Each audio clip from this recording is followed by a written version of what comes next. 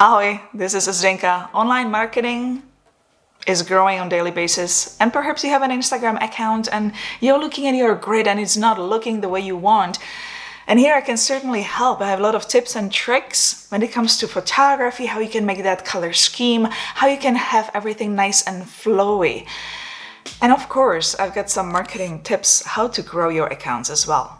My Instagram profile is Zdenka Darla, and if you have been following me for a while now, then you notice that there are big changes going on. I'm not posting those photos all over the place, all over the colors and all that, sort of kind of like, I just have to post something, I'll get over with it. Photos done last minute, that's all gone.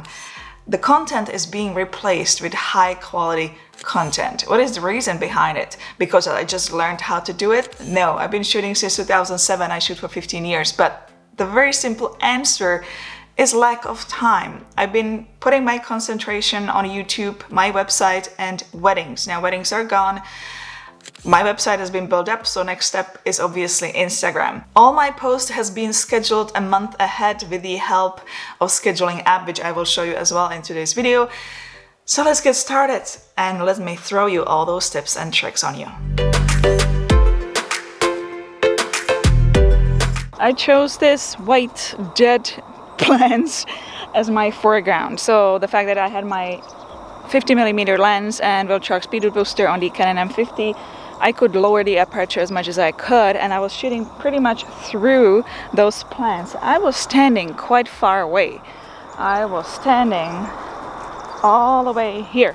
So when you look where the camera is, over there, that's the distance. And I was holding my phone and I had my focus pretty much selected when I tapped on the screen of my phone. So the camera was seeing me, but I was shooting through those plants.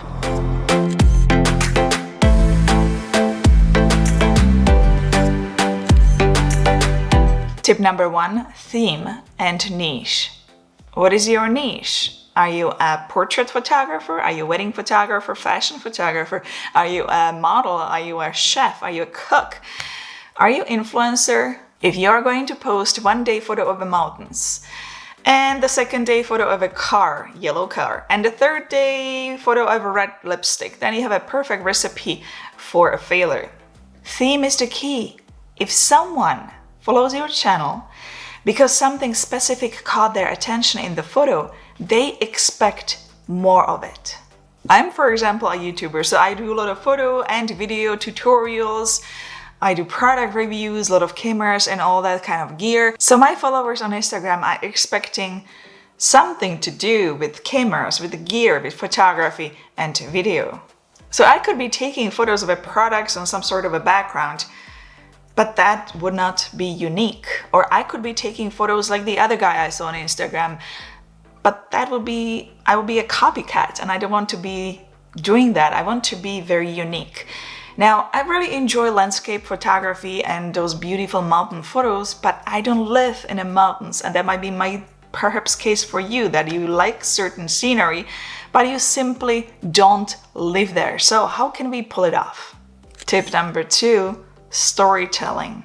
Another shot will happen here. I simply like those two ways here, how it's splitting. But what I'm doing here, I'm framing the shot with the tree leaves here. Take a look around you. Take a very good look around you. Look at your apartment, your house, your front yard, your backyard, your village, your city. Look at the surroundings. All of it can be incorporated in your images. It will help you tell the story. What might look just very regular to you might look very exotic to someone else. I, for example, wanted to take photos of that camera over there. So what I did, I took it with me to a location where I would take the photos, and I was holding it in my hands and I was just enjoying the camera with me. And I did that because I'm gonna be actually selling this camera pretty soon. It's been with me for over 5 years. I had a lot of amazing time with it, and I wanted to capture those moments of saying goodbye, and that was my story through the images. Tip number 3, depth. Let's talk about the tools a little bit, about the gear. If you want to get that beautiful shallow depth of field, the bokeh, blurry foreground and the background, then you will need to grab a lens which has very low aperture to reach the effect. So something like 50mm lens, prime lens, which is under $100, would certainly do the trick. If you are taking photos with a smartphone, what I always do, I select the telephoto lens if I have multiple lenses on my smartphone, for the reason that I can tap on the object, which will be sharp, and everything else ends up nice and blurry. Tip number 4, think outside of the box, or think the opposite.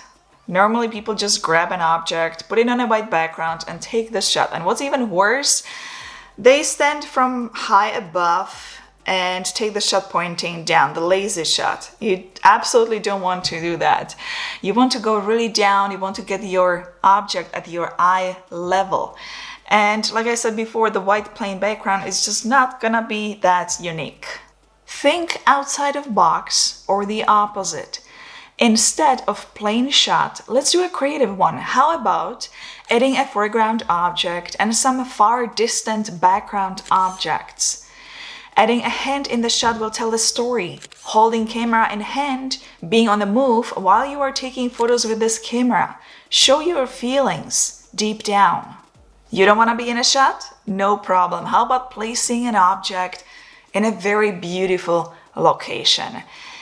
But try to be unique with that location. Don't go where all the tourists are going. Try to go a little bit left and a little bit right and find unique angles and unique views. How about lay flat images? Those are popular as well.